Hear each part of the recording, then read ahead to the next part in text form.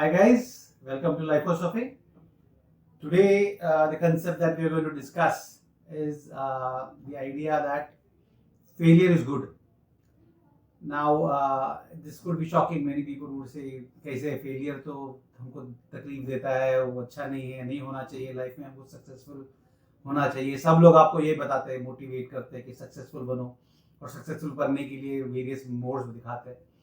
But मेरा ये अनुभव है और मेरा मतलब आप देखोगे जनरली जिन लोगों ने भी लोगों की ऑटोबायोग्राफीज आप लेके देखिए या you look at people who are currently also successful in life, उन सब का बेसिक फाउंडेशन हमेशा फेलियर होगा. तो फेलियर गुड इसलिए है बिकॉज दो चीजें ऐसी, फेलियर कब होता है जब आप कोई चीज के लिए ट्राई करते हो.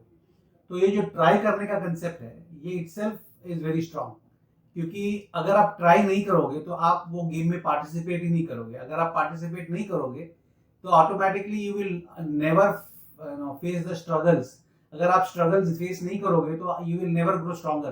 तो उसमें से आप स्ट्रेंथ नहीं डेवलप कर पाओगे. That will not help you to grow. So failure actually is the indication कि आप उस चीज में पार्टिसिपेट कर रहे हो, नंबर वन. दूसरा, आप अपना एफर्ट्स डाल रहे हो उस चीज के लिए, वॉट एवर द सिचुएशन जिसमें आप फेल हो जाओगे. बट ये fact that you are participating and putting efforts, ये इटसेल्फ ये बहुत बड़ा रिक्वायरमेंट है आज के ज़माने में. अगर आप देखो तो मम्मी डैडी अपने बच्चों को सब कुछ देने के चक्कर में बहुत एफर्ट्स करते हैं और फिर वो बच्चों को सब खुशी देना चाहते हैं, वो उनको सब सुख देना चाहते हैं without any problems that they should face. वो हमको जो नहीं मिला हमारे बच्चों को देना चाहिए, तो सुख सुविधा, तो they give them little struggle. But जितना आप उनका स्ट्रगल कम करते हो आप इनडायरेक्टली उनको उतना वीक बना रहे हो. और जितना वो वीक बनते हैं उतना उनका मोरल, आप उनको जैसे बचपन में मारते थे टीचर, तो टीचर से मार के डर से बच्चे दे शुड थिंक, और मार खा के भी उसमें से स्ट्रांग बनते थे, थॉट प्रोसेस चेंज होता था, कड़क होते थे लोग in terms of facing life. आजकल सब कंफर्ट जोन में रहकर के अगर बच्चे को एक थप्पड़ लग जाए तो उसका पूरा मोरल डाउन हो जाता है, वो डिप्रेशन में जाता है, फ्रस्ट्रेट हो जाता है. ये सब चीजें इफेक्ट करती है बिकॉज आप उसको ऐसे बताया कि दुनिया में सब कुछ अच्छा है और हमेशा अच्छा मिलेगा, which is not the case. इसलिए आप हमेशा देखो, अगर आप हमारे ओलंपिक्स भी देखते हो, जो बच्चे अचीव कर रहे हैं या क्रिकेट में या कोई भी फील्ड में जो बच्चे अचीव कर रहे हैं वो सब गरीब या लोअर मिडिल क्लास से होते हैं. बिकॉज जितना आप अपर मिडिल क्लास और रिच क्लास में जाते हैं उनके बच्चे कुछ अचीव नहीं करते.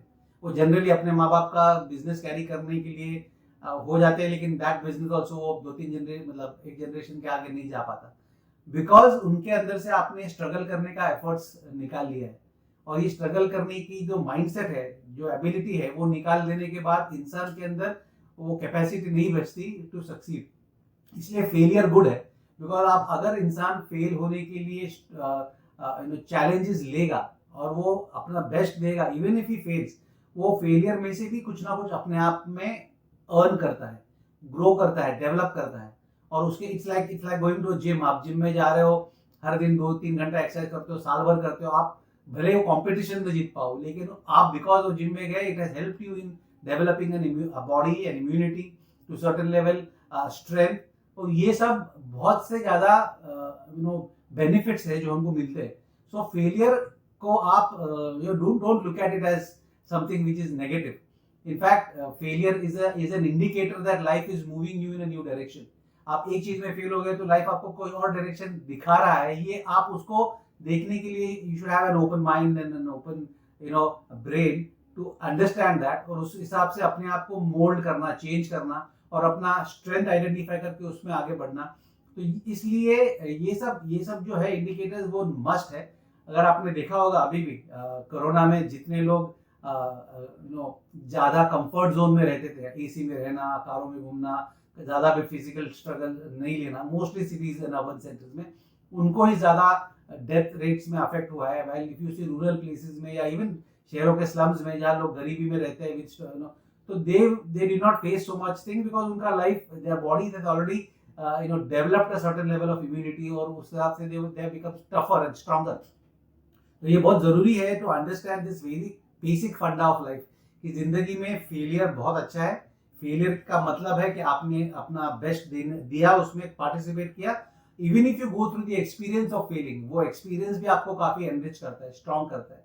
और उस हिसाब से आप इंटरनली एनरिच हो जाते हो, उसके अंदर से आपको एक अलग शक्ति मिलती है और वो शक्ति आपको आपकी लाइफ में एक्साइटमेंट लाती है, वो आपकी लाइफ में sense of purpose of living लाती है।